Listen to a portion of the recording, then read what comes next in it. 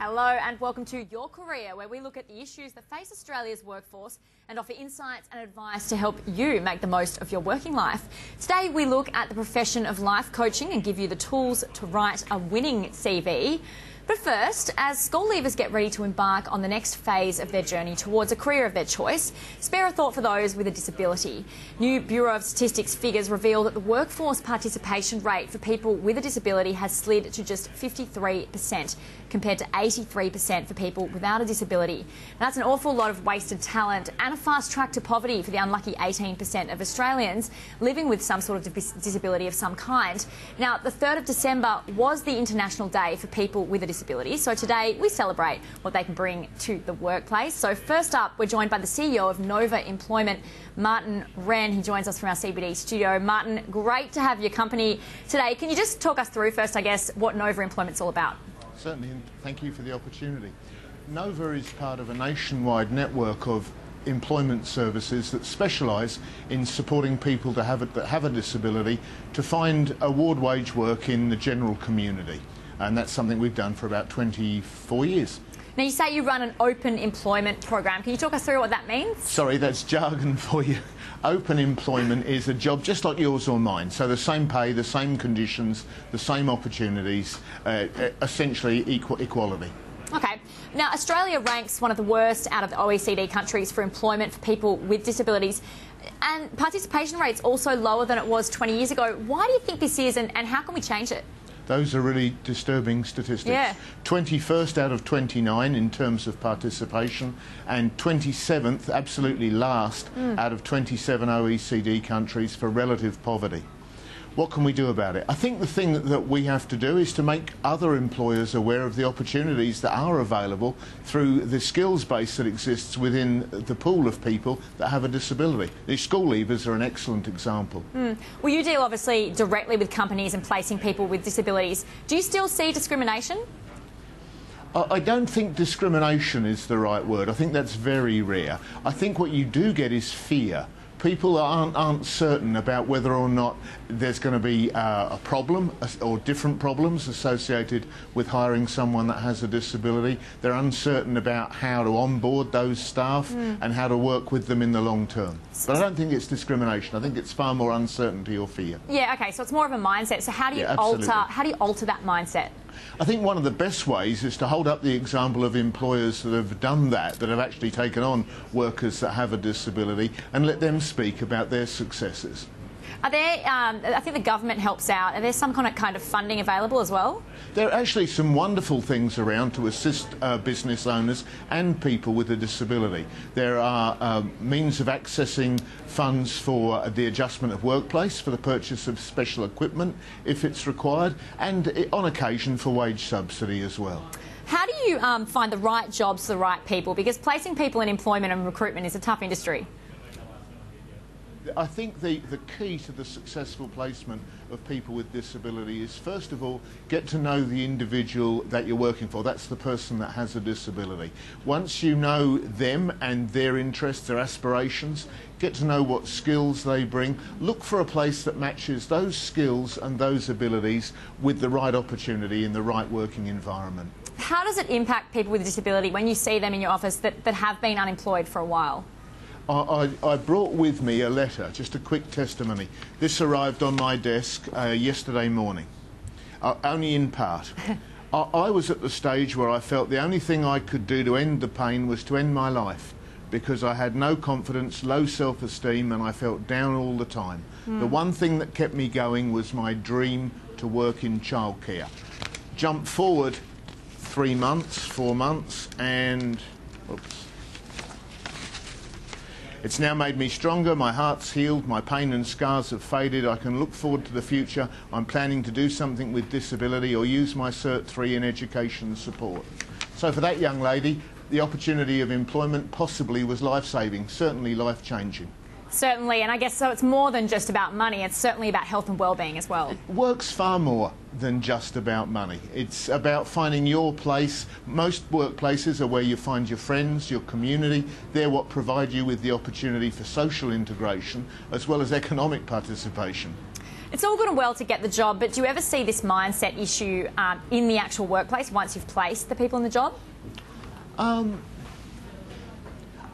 In time, what tends to occur is the person loses their disability. Not that it actually goes, but that in the minds and in the eyes of co-workers and colleagues, they no longer see the disability. They see the person and what they bring to that team. Is there anything more you think that can be done by the government to help out? There is a need for an education work. I mean, obviously my own organisation advertises extensively and so do others, but it would be nice to have a national effort to actually say, here's what is being achieved. Because there are more people on the disability support pension than there are people on unemployment benefit. There are more people on the the same number of people on disability support pension that are keen and eager to work. So if you're an employer and you're looking for business, opening up your mind to the possibility of employing someone that has a disability approximately doubles the pool of people you can draw on. Martin, thanks so much for your time today. My pleasure. Thank you very much. That's Martin Wren from Nova Employment. Well, joining us now are two people who are brilliant examples of the success of Nova Employment Program. Welcome to Ben von Wartburg, owner of the Back Gallery Cafe in Sydney's Camden, and his employee, Benjamin Hoddle. Thanks, guys, for being with us today. Thank you. Ben, I might start with you. I just wanted to start basically to get your story. I know you've worked in a manufacturing industry for a while. Can you talk us through what happened there? Yeah, I was working in the manufacturing industry. In 2008, I was diagnosed with a disability, which affected the work I was in. It limited me to some of the stuff I did. So I left work looking for something that I could do, and once I left, I had a lot of trouble finding work. So how did you feel in that time? Because were you unemployed three years after that? Was that a tough time? It was, yeah.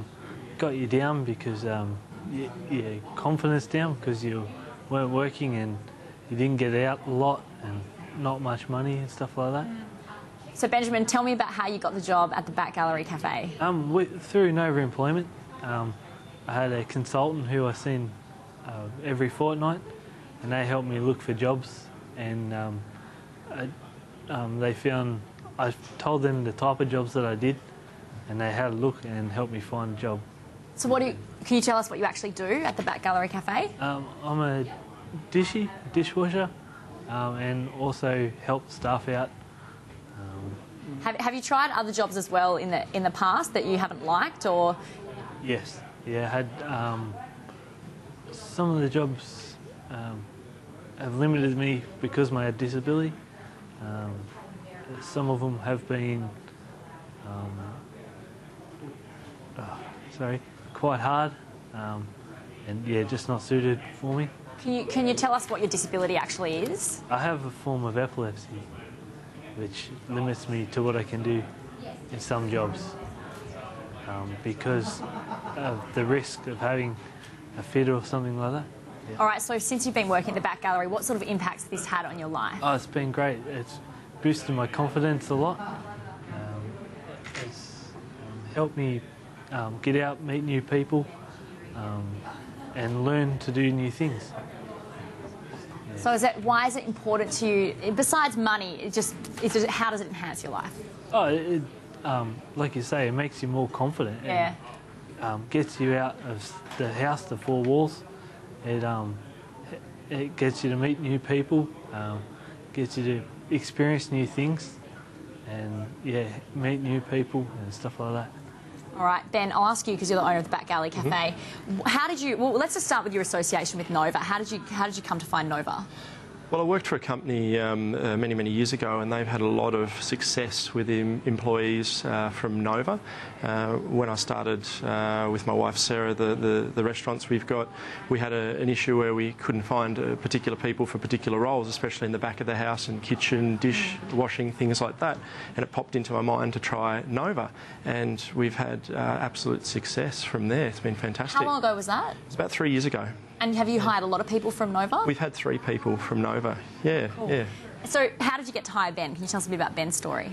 Well, one day we were experiencing quite a lot of success in the businesses, and my wife and I thought, well, we need extra people in the kitchen, and one of our customers is one of the representatives and employment representatives from Nova. So we had a chat to her. We went down to the office, and then we met Ben, and the rest is history. It's fantastic. So what makes Ben especially valuable to your business? He really appreciates having a job. That is probably one of the main things. He's excellent and meticulous in everything he does, and he's a really fast learner. I know you guys have a really good social conscience as well. I think this Christmas, can you tell us about what you're doing this Christmas? Because I think you're raising money for the typhoon.